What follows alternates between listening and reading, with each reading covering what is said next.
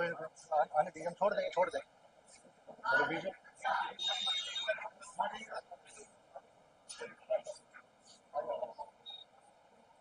राकेश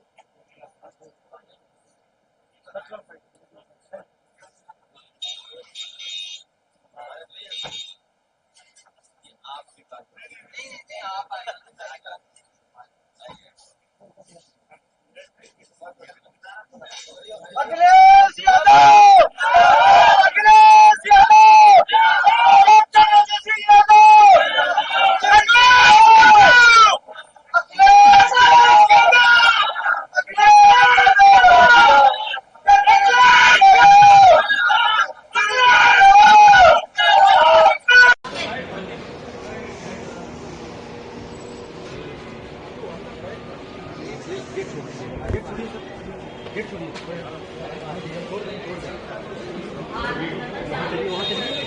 वहाँ जाइए आप राकेश।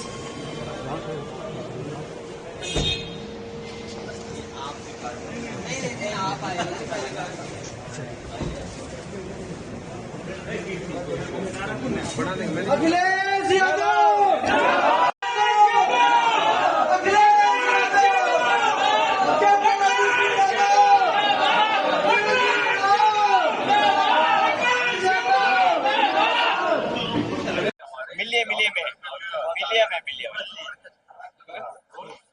सबसे पहले आज के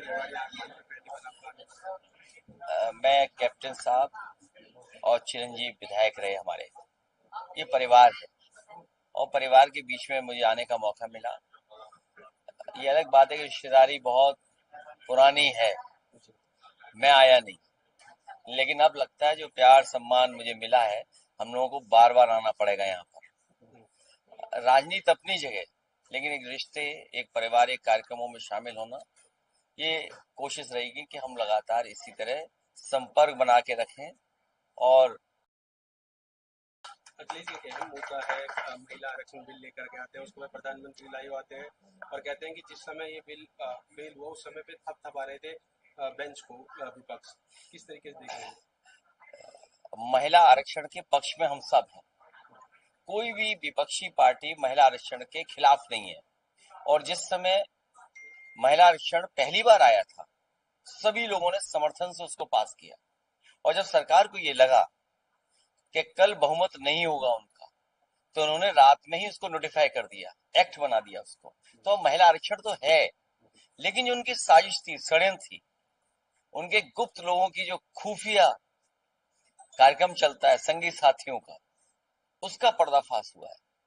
और जब कल संबोधन हो रहा था, तो हमारे यूपी के लोग और बहुत सारे लोगों को ये लग रहा था कि आज जब प्रधानमंत्री जी आएंगे तो भविष्य में भारतीय जनता पार्टी से कौन महिला प्रधानमंत्री होगा उसका नाम बताएंगे। लेकिन संबोधन भी कोरा था और संबोधन में जो उम्मीद थी वो भी खाली रही। महिला आरक्षण के खिलाफ कोई नहीं है, पिछड़े शामिल हो उसमें, माइनॉरिटी शामिल हो, इसलिए क्योंकि जब आधी आबादी की आप बात करेंगे तो आधी आबादी तो सबकी हुई। जिन सिद्धांतों को लेकर के हम चल रहे हैं, डॉक्टर राम मनोहर लोहिया, उन्होंने कहा कि महिलाएं हमारी सभी पिछड़ी हैं, किसी जाति धर्म की हों। इसलिए हमारा मानना है अगर आधी आबादी को आप सम्मान दे रहे हैं तो पिछड़े, दलित, आदिवासी और अल्पसंख्यक समाज के को भी जोड़ा जाए। ममता बनर्जी कोर्ट में जाने की बात कर रही है, जिस तरीके से कल लाइव आए मोदी जी, उसके बाद उनका कहना है कि उन्होंने प्रचार किया उस लाइव में आकर के, उसके लिए कोर्ट जा रहे हैं। हालांकि प्रचार तो वो कोई मौका नहीं चूकते हैं, बीजेपी वाले प्रचार में ही रहते हैं वो लोग। लेकिन सबसे बड़ा धोखा तो सांसदों के साथ हुआ, उन्हें 3 दिन प्रचार नहीं करने दिया। टीएमसी के, डीएम के और हमारे इंडिया गठबंधन के बहुत सारे सांसद जो प्रचार करना चाहते थे, लेकिन 3 दिन का प्रचार इन्होंने नहीं होने दिया। और इसलिए बीजेपी ने साजिश रची कि वो अपनी जमानत जब्त बचा पाए। ये अगर 3 दिन प्रचार और हो जाता तो बीजेपी के बहुत सारे प्रत्याशियों की जमानत जब्त हो जाती। अपनी जमानत जब्त न हो इसलिए उन्होंने 3 दिन उनके खराब किए। आपके प्रदेश से सटा हुआ प्रदेश बिहार है, उसमें जिस तरीके से राजनीति चल रही है, सीएम अपना पद छोड़ते हैं, सांसद बनते हैं, फिर नया बीजेपी का सीएम बनता है, कैसे देख रहे हैं इसको? ये जो तिगड़म है, या जो ये हुनर बोलेंगे, ये बीजेपी पे ही है कि जो प्रधानमंत्री बनना था जिसको, उसे राज्यसभा के सांसद के रूप में रिटायर कर देंगे। हम सब लोग उन्हें प्रधानमंत्री बनाना चाहते थे, अब बीजेपी देखिए उन्हें सांसद बना करके रिटायर कर देंगे। हरियाणा में पिछले 2024 के चुनाव में गठबंधन आप चाह रहे थे, आपका प्लान था कि भी यहाँ समाजवादी पार्टी भी एक दो सीटों पर लड़े। अभी हम देख रहे हैं रेवाड़ी का प्रदेश अध्यक्ष भी दिया है, तो आगे अपना 2019 में क्या? हमारे प्रदेश के अध्यक्ष बहुत जागरूक हैं और बहुत राजनीतिक समझ उनके अंदर है, और जिस परिवार के बीच में खड़ा हूं या जिन लोगों के साथ में खड़ा हूं, ये वो लोग हैं जो राजनीति को समझते हैं। हमारे कैप्टन साहब इतने पुराने हैं जिन पे बहुत बड़ा एक अनुभव है राजनीति का। उनके बेटे निशिराज चिरंजीवी भी है।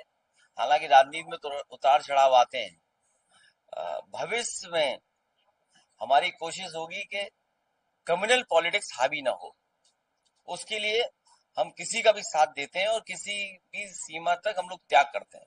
एक हरियाणा के डिप्टी सीएम के साथ प्रकरण हुआ, आपने देखा होगा कि बहुत दुखद है। मैंने भी उस पर ट्वीट किया कि अगर जनप्रतिनिधि और किसी ऐसे पद पे रहा हो, मुख्यमंत्री उप मुख्यमंत्री पद पे रहा हो, और उसके साथ ये घटना घटे, तो आपका लॉ एंड ऑर्डर क्या है, सिक्योरिटी की एश्योरेंस क्या है आपकी? और फिर फोर्स के ही लोग इस तरह का व्यवहार करें, तो इसका मतलब कहीं ना कहीं साजिश बड़ी है। कम से कम इसकी क्लियरिटी सरकार लेकर के आए सामने। बंगाल और बाकी राज्यों में इसका प्रदर्शन क्या होने जा रहा है? कहाँ पर? पांचों राज्य में। अरे पांचों राज्य में जो अभी तक बातें समझ में आ रही हैं, जो हड़बड़ी में बीजेपी है, बीजेपी बुरी तरह हार रही है।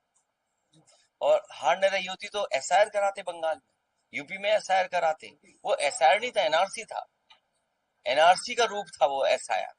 और सोचिए करोड़ों वोट, लाखों वोट काटे उन्होंने, उसके बावजूद भी हार रहे। सोचिए जो एसआईआर, इलेक्शन कमीशन, अधिकारी, आप देख रहे हो घटनाक्रम क्या हो रहा है कि हर जगह पर इलेक्शन कमीशन बैठा, सेंट्रल फोर्सेस पहुंच गए हैं, सब अधिकारियों का ट्रांसफर पोस्टिंग हुई है।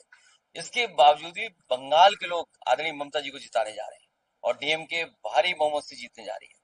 अच्छा, लास्ट सवाल, आप कुर्सी पे अगले चुनाव में हम कुर्सी पे देखेंगे या किस तरह से रहने वाले यूपी? अगला चुनाव देश का सबसे बड़ा चुनाव होने जा रहा है यूपी का, और जैसे यूपी की जनता ने अभी समर्थन दिया है, हमें उम्मीद है जनता उसी तरह का समर्थन फिर देगी।